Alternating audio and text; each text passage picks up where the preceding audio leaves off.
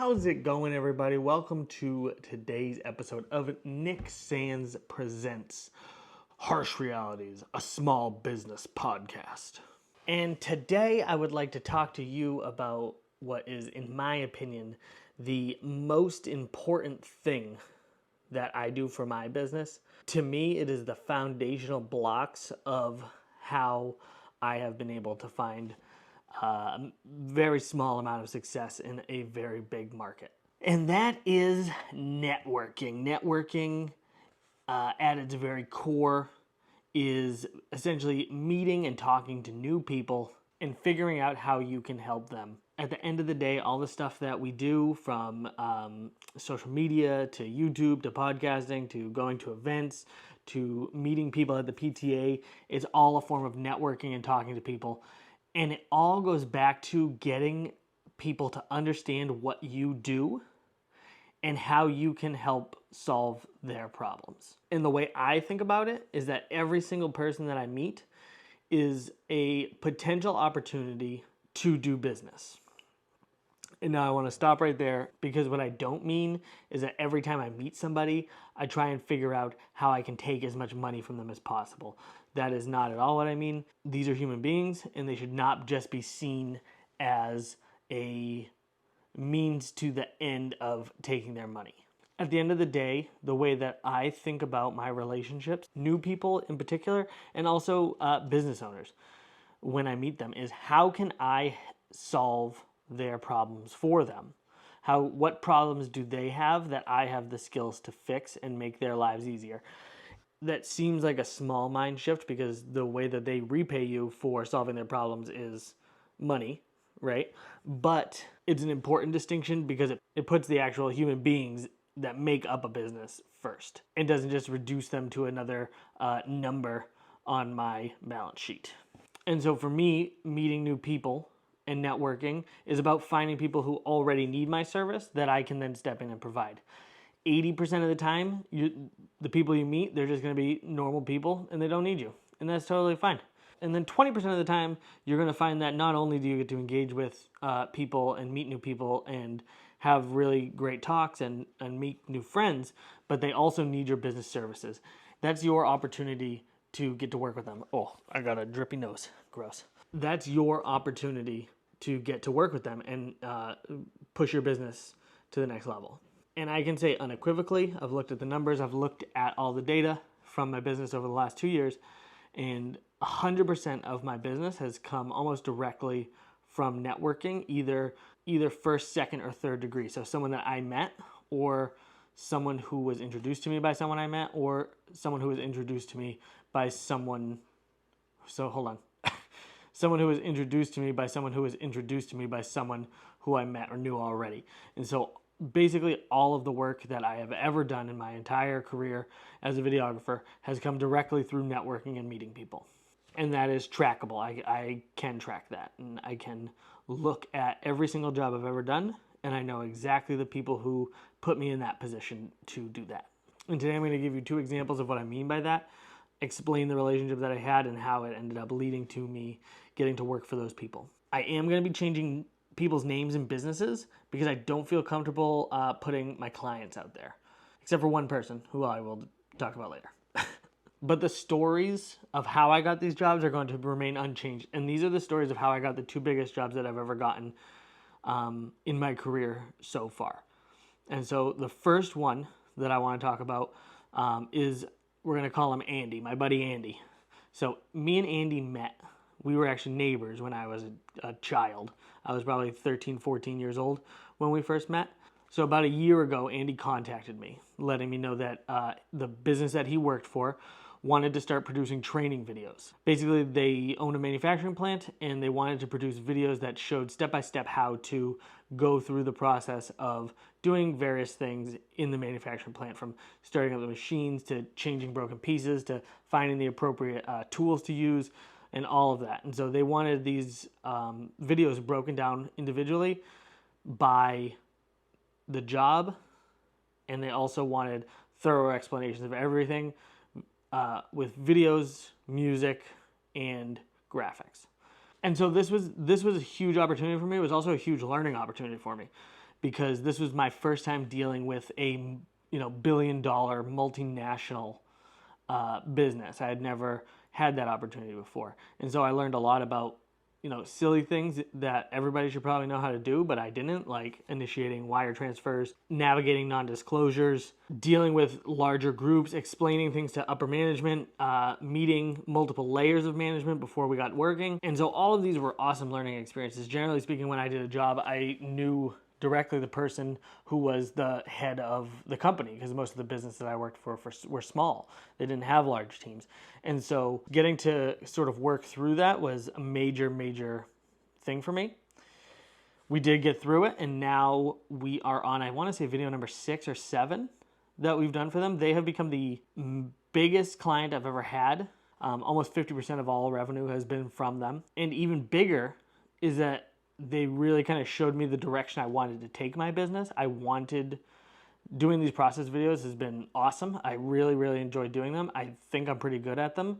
These were the first ones I've done, and since doing them, working with this company, I've actually worked with 2 other companies to put out videos, which they also really enjoyed, and I really enjoyed making.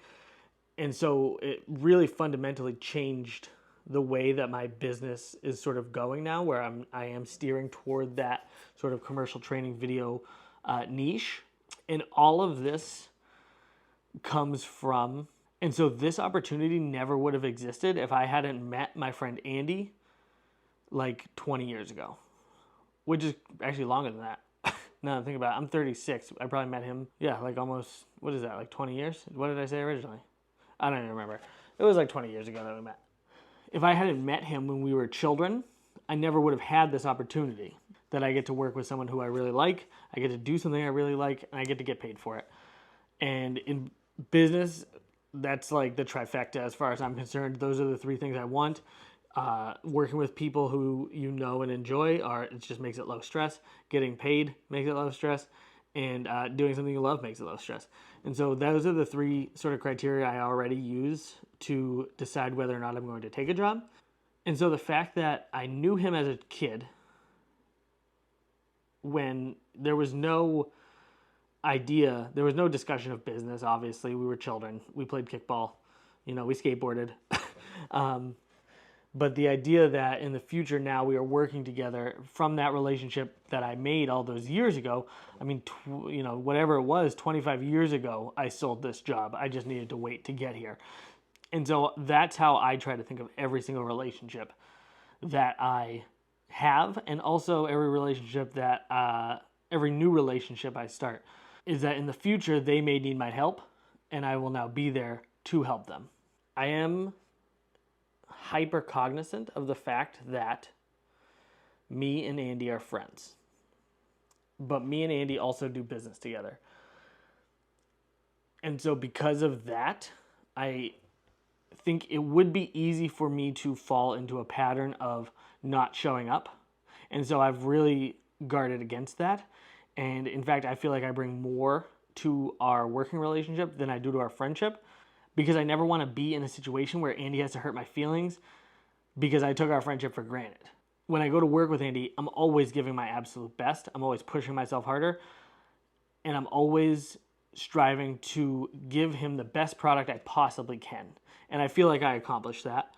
Him and his company are both very happy with the work I've produced, and so that would be the only real thing I would caution people against, is that when you're dealing with your friends and family, it's not the time to take those relationships for granted. It's the time to be appreciative of those relationships and work even harder than you normally would, because nothing is worse than your friend telling you that you suck. So try to fucking avoid that as much as possible. Now, the next job I want to talk about is actually the biggest single job I've ever signed. This all goes back, and this is the only person whose name I'm actually going to use, and this goes back to my friend Rachel James. Rachel James is a very good friend of mine. She's been on this podcast a couple times. She was actually one of the first people I contacted when I started my business for advice. She's a great person. She is a great mentor and a great friend. And so I met her when I was probably like 18, working at my family's auto body shop, where she was our paint rep. So she would come in if we had problems with paint. She would sell us paint. She would sell us the various products, and Just sort of, if we had any issues with painting, she could help us. If we had any issues with the product, she could help us. And that was her job. And that's how we met. Now, she left there and she moved on to other things. But me and her stayed in touch. We maintained a friendship. And then over the years, we just continued to keep in touch. I mean, we weren't super close, but we talked pretty regularly. And then when I started my business, we sort of talked, and she actually gave me a lot of advice. She helped me out a lot. And one of the ways that she helped me out was she introduced me to her friend, who I'm going to refer to as Brando. And Brando wanted to start a podcast with his other friend. And they needed an editor. And this was one of the first jobs that I ever got working for myself. Me and Brando became friends, and so did the other person. And the podcast went on for a little more than a year. We still do episodes here and there. Not super regular anymore, but the guys were great. I still talk to them both very often. Brando in particular, who also has other jobs that I've done for him, reels, videos, that kind of thing. We've worked together a lot. And so Brando passed me off to his friend, who I'm going to call Dante. And Dante he needed someone to edit his reels for him. And so we sort of set up this reels campaign that we did that turned out really awesome. And then eventually he ended up introducing me to his friend, who I'm going to refer to as Thaddeus. And Thaddeus was actually Dante's business partner. So they owned a business together. I don't know if they own the business together. Something's going on. They do business together. Because none of my friends only do one thing. They all have 10 million businesses, so they can make me look bad. Thaddeus wanted to start a YouTube channel, and so we worked together. I edited his videos for him. Now, Thaddeus, on top of owning this one business, also works at this other business, this other major company, another manufacturer. I don't know if they're not manufacturing, but they're a big company. And they happen to need 3 process videos. And so he knew that that's what I was doing. I sent him some examples. He liked them. He also knew I could edit. And so he actually called on me just to do the editing. And he also asked me to fly out with him to the shoot to help direct what was going on so that I could make sure I got what I need for editing. And so it's a big production. There's like a whole film crew and everything. All I'm doing is directing and editing it. There's someone else shooting it. There's someone else writing the script. I mean, it's a pretty big production. And I signed that contract, and that is the single biggest contract I have ever signed as a business owner, as Nick Sands Presents. My friend was Rachel. Rachel introduced me to Brando, and I had to do good work for Brando, who then introduced me to Dante, and I then had to do good work for Dante and develop a relationship with him. And then Dante handed me off to Thaddeus, who I then had to do work for again so that he could know that I was a easy person to work with and that I did good work.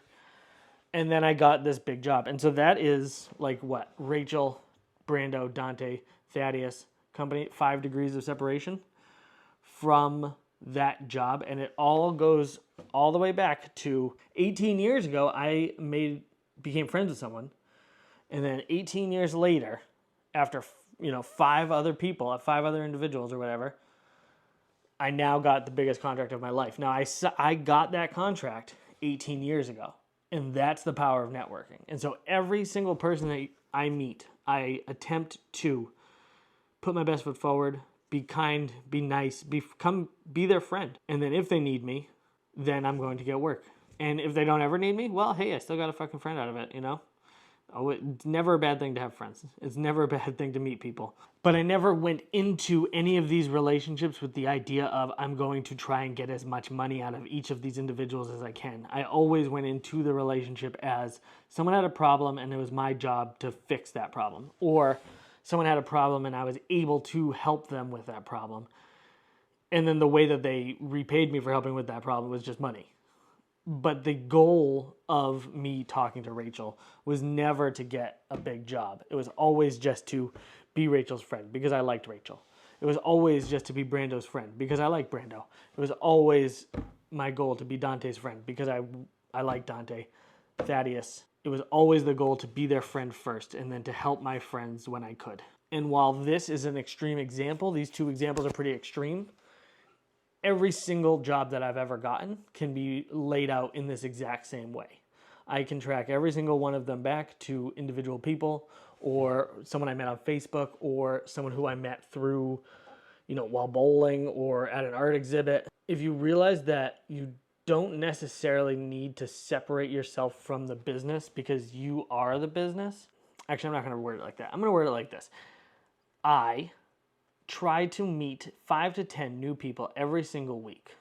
I've done this for years and years and years. I like meeting new people. I like talking to people. I like shaking people's hands. I like meeting people in stores. I like talking to people in line when I'm getting my groceries. I like talking to people, and so I'm obnoxious and I talk to lots of people. I try to make 5 new acquaintances or friends every single week. Sometimes it works, sometimes it doesn't, but I'm always constantly expanding my network. And because of that, I constantly am getting new opportunities to work with new people and do cool things. And so if you take away anything from me or this channel, that is the one thing that I would really encourage you to take away from this. You don't know where the next job is going to come from, and you don't know who needs your help and who doesn't. And the best way to figure out who you can help is by meeting lots and lots of people. The more you sell, the more you sell. So the more that you are out there selling, the more likely you are to land sales. And again, I never think about my interactions with people as selling, but ultimately, that's what it is. And so the more interactions you have, the more likely you are to get more sales. If you take away anything from me, please take away that. Thank you, everybody. I hope you have a wonderful day. I hope you have a wonderful week. I will see you soon. Bye.